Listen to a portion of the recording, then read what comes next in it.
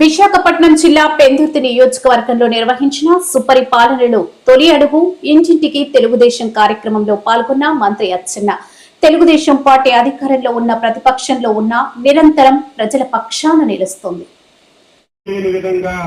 5 సంవత్సరాలు వ్యవహారం చేశారు. అందులో బలైనటువంటి పార్టీ, అందులో ఇబ్బంది పడినటువంటి పార్టీ తెలుగుదేశం పార్టీ అని మనందరం గుర్తుపెట్టుకోవాలి. దేవుడి నుంచి ఆర్థికంగా ఇబ్బంది పెట్టారు, పనులు చేస్తే బిల్లులు ఇవ్వలేదు, స్థలాలు ఆక్యుపై చేసుకున్నారు, అడిగితే కేసులు పెట్టారు. ప్రజల పక్షాన పోరాటం చేస్తామంటే బయటికి రాకుండా ఇంటిలోనే ఉంచి అడ్డుకున్న పరిస్థితులు మనందరం కూడా గుర్తు చేసుకోవాలి. నేనైతే భయపడ్డాను, ఎంత చరిత్ర కలిగిన పార్టీ ఏమవుతుంది, ఏం జరుగుతుందని చాలా రోజులు ఆవేదన చెందాను. కానీ ఆ రోజే చెప్పాను. దేనికి చెప్పానంటే తెలుగుదేశం పార్టీ ఇప్పుడున్నటువంటి వైసీపీ పార్టీ లాగా గాలికి పుట్టలేదు, గాలికి పోదు.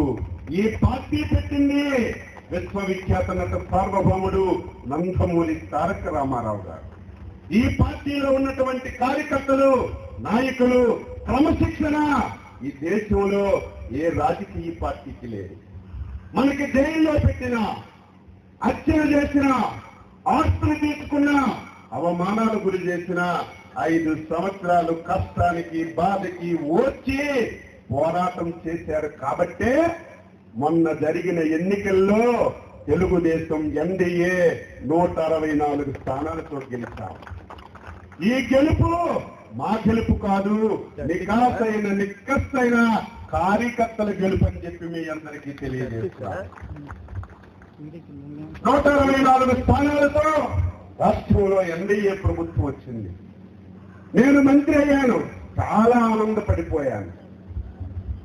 ప్రభుత్వం వచ్చింది, మంత్రి అయ్యాం, ఎన్నికల్లో ప్రజలకు హామీలు ఇచ్చాం, ఈ రాష్ట్రాన్ని పూర్తిగా చిన్నాభిన్నం చేశారు. ఈ దేశంలో ఆంధ్రప్రదేశ్ పేరు చెప్తే ప్రతి ఒక్కరూ అసహించుకుంటున్నారు.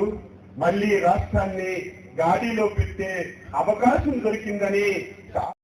కేబినెట్ లో ఎవరైనా గట్టిగా మాట్లాడే వ్యక్తి ఉన్నారంటే అది ఒక విజయపు అచ్చెన్నాయుడు గారే ఉన్నారు. ఏ విషయం చెప్పాలన్నా ముఖ్యమంత్రి గారికి ధైర్యంగా చెప్పే వ్యక్తి.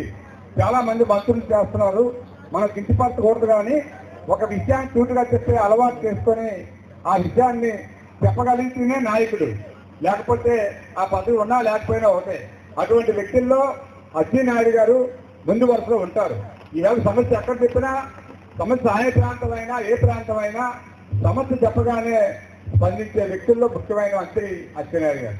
అందువలన అటువంటి వ్యక్తి ఇవాళ మన ప్రోగ్రాంకి రావడం మన అదృష్టం. మరి ఆయనకి మిగతా అధ్యక్షుడు మన తాతయ్యబాబు గారికి, అబ్జర్వర్ మన రాజబాబు గారికి, మన ఎంపీటీసీ గారికి, సర్పంచ్ గారికి, అలాగే మాజీ సర్పంచ్ అజయ్ గారికి, వారి బృందానికి